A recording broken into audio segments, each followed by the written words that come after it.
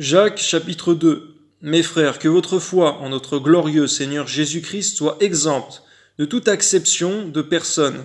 Supposez en effet qu'il entre dans votre assemblée un homme avec un anneau d'or et un habit magnifique, et qu'il y entre aussi un pauvre misérablement vêtu. Si tournant vos regards vers celui qui porte l'habit magnifique, vous lui dites, toi, assieds-toi ici à cette place d'honneur, et si vous dites au pauvre, toi, tiens-toi là, debout, ou bien assieds-toi au-dessous de mon marchepied. Ne faites-vous pas, en vous-même, une distinction et ne jugez-vous pas sous l'inspiration de pensées mauvaises? Écoutez, mes frères bien-aimés. Dieu n'a-t-il pas choisi les pauvres aux yeux du monde pour qu'ils soient riches en la foi et héritiers du royaume qu'il a promis à ceux qu'il aime? Et vous, vous avilissez le pauvre. Ne sont-ce pas les riches qui vous oppriment et qui vous traînent devant les tribunaux? Ne sont-ce pas eux qui outragent le beau nom que vous portez? Si vous accomplissez la loi royale selon l'Écriture, tu aimeras ton prochain comme toi-même, vous faites bien. Mais si vous faites acception de personne, vous commettez un péché. Vous êtes condamnés par la loi comme des transgresseurs. Car quiconque observe toute la loi, mais pêche contre un seul commandement, devient coupable de tous. En effet, celui qui a dit « tu ne commettras point d'adultère » a dit aussi « tu ne tueras point ». Or, si tu ne commets point d'adultère, mais que tu commettes un meurtre, tu deviens transgresseur de la loi. Parlez et agissez comme devant être jugés par une loi de liberté. Car le jugement est sans miséricorde pour qui n'a pas fait miséricorde. La miséricorde triomphe du jugement, gloire à Dieu. Mes frères, que sert-il à quelqu'un de dire qu'il a la foi s'il n'a pas les œuvres? La foi peut-elle le sauver?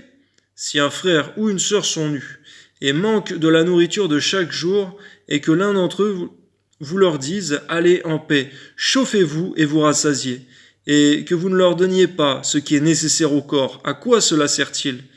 Il en est ainsi de la foi. Si elle n'a pas les œuvres, elle est morte en elle-même. On voit, Seigneur, que la foi sans les œuvres ne sauve pas. Garde-nous, Seigneur. Amen. Mais quelqu'un dira, toi, tu as la foi, et moi j'ai les œuvres. Montre-moi ta foi sans les œuvres, et moi je te montrerai la foi par mes œuvres. On voit, Seigneur, ce qui est la foi solide, contrairement à celle qui est fragile, imaginaire, mais la foi solide et réelle, elle se manifeste par des œuvres. Amen. Tu crois qu'il y a un seul Dieu et tu fais bien. Les démons le croient aussi et ils tremblent. Veux-tu savoir, ô homme vain, que la foi sans les œuvres est inutile? Abraham notre père ne fut-il pas justifié par les œuvres lorsqu'il offrit son fils Isaac sur l'autel? Tu vois que la foi agissait avec ses œuvres et que par les œuvres, la foi fut rendue parfaite. Amen. Ainsi s'accomplit ce que dit l'Écriture. Abraham crut à Dieu, et cela lui fut imputé à justice, et il fut appelé ami de Dieu. Amen. Vous voyez que l'homme est justifié par les œuvres et non par la foi seulement. Rahab, la prostituée, ne fut-elle pas également justifiée par les œuvres lorsqu'elle reçut les messagers et qu'elle les fit partir par un autre chemin? Comme le corps sans âme est mort, de même la foi sans les œuvres est morte.